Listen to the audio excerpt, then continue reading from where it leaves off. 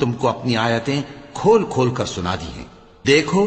تم ایسے صاف دل لوگ ہو کہ ان لوگوں سے دوستی رکھتے ہو، حالانکہ یہ تم سے دوستی نہیں رکھتے، اور تم سب کتابوں پر ایمان رکھتے ہو اور یہ تمہاری کتاب کو نہیں مانتے،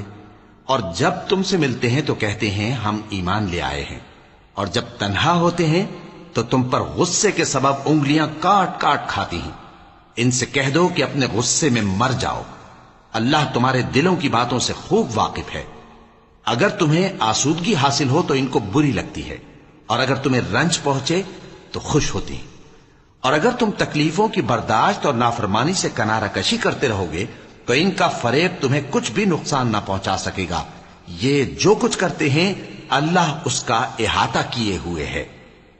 اور اس وقت کو یاد کرو جب تم صبح کو اپنے گھر سے روانہ ہو کر ایمان والوں کو لڑائی کے لیے مورچوں پر موقع بموقع متعین کرنے لگے، اور